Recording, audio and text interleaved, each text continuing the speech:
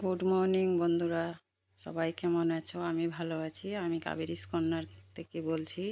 আমার চ্যানেলে তোমাদের সবাইকে স্বাগত জানিয়ে আজকের ভিডিওটা আমি শুরু করলাম।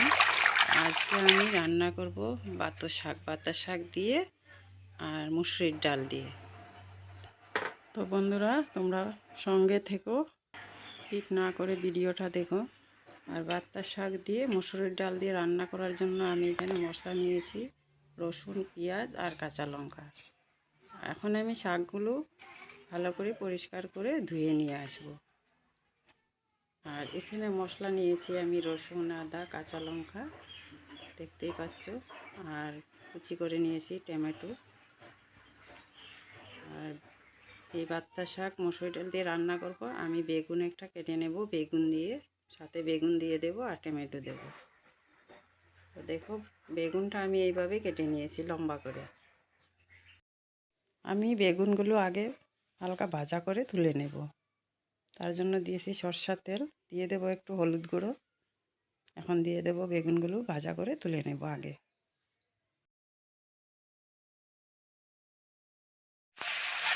বেগুনগুলো ভাজা করা হয়ে গেছে, তুলে নিচ্ছি। আমি এই তেলে এখন দিয়ে দেব পুরনে রসুনগুলো কিছুটা লাল হতে দেব ভাজা করে। তারপর আমি দিয়ে দেব এখানে আদা। কিছুটা লাল করার পর দিয়ে দেব আমি পেঁয়াজ কুচি। রসুনগুলো হালকা লাল করে ভাজা হয়ে গেছে, এবার আমি দিয়ে দেব পেঁয়াজ কুচি। তারপর দিয়ে দেব লঙ্কা কুচি। এখন একসঙ্গে পেঁয়াজ, রসুন, আদা সুন্দর করে ভাজা করে নেব। তারপর দিয়ে দেব এখানে আমি মসুর ডাল। লবণটা দিয়েছি, পেঁয়াজগুলো তাড়াতাড়ি মজে যাবে। তারপর মসুর ডাল দিয়ে অল্প ভাজা করে নেব। আমি মসুরি ডালটা ধুয়ে রেখেছিলাম, ডালগুলো দিয়ে দিলাম। দিয়েছি লবণ, হলুদ গুঁড়ো দিয়ে এখন ডালগুলো অল্প সময় ভাজা করে নেব। তারপর আমি এবার জল দিয়ে দেব, আন্দাজ মতো জল দিয়ে দেব। আমি ডালগুলো ভাজা করে আন্দাজ মতো জল দিয়ে দিছি। ডালটা ফুটে উঠলে বেতো শাকগুলো ধুয়ে রেখেছি, ওই শাকগুলো দিয়ে দেব। আর কেটে রাখা টমেটোগুলো এবার দিয়ে দিলাম। এবার ফুটতে দেব। তো দেখো বন্ধুরা, ফুটে গেছে ডাল। এবার আমি বেতো শাকগুলো দিয়ে দিলাম। দিয়ে এখন কিছুক্ষণ আমি নাড়াচাড়া করে ঢাকা দিয়ে রাখবো, যাতে শাকগুলো মজে যায়। এখন ঢাকা দিয়ে রাখবো। তো দেখো বন্ধুরা, শাকগুলো আমি ঢাকা দিয়ে রেখেছিলাম, কতটা কমে গেছে। এখন আমি আরও 10 মিনিটের মতো রান্না করব।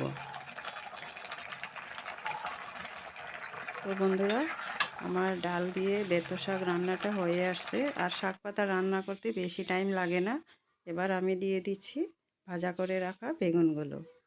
তারপর দিয়ে দেব সামান্য একটু গুড়, মিষ্টি মিষ্টি হওয়ার জন্য। এবার আমি দিয়ে দেব 1 চামচের মতো ঘি। ঘিটা দিলে এটার গন্ধটা খুব সুন্দর হয় আর খেতেও খুব সুন্দর হয়। তো বন্ধুরা, আমার বেতো শাক রান্না, ডাল দিয়ে বেতো শাক রান্না কমপ্লিট হয়ে গেছে। এবার নামিয়ে নেব। তো বন্ধুরা দেখো, আমার বেতো শাক দিয়ে ডাল দিয়ে মুসুরির ডাল দিয়ে রান্নাটা কমপ্লিট হয়ে গেছে। খেতে কিন্তু খুবই টেস্টি হয়েছিল। আর তোমরাও এইভাবে রান্না করে খেয়ে দেখো, বেতো শাক দিয়ে মুসুরির ডাল দিয়ে। খাওয়ার পর বুঝতে পারবে কতটা টেস্টি হয়। আর আমার রান্নাটা কেমন হয়েছে তোমরা কমেন্ট করে বলবে। আর যদি কোনো নতুন বন্ধু হয়ে আছো, আমার চ্যানেলটা সাবস্ক্রাইব করে কমিউনিটিতে একটা লেটার দিয়ে দিও। আমি 24 ঘন্টা পর ব্যাক দিয়ে দেব। আর আমার দেশের বন্ধু, দেশের বাইরের বন্ধু সবাইকে আমার অনেক অনেক বুক ভরা ভালোবাসা। আজকের জন্য টাটা।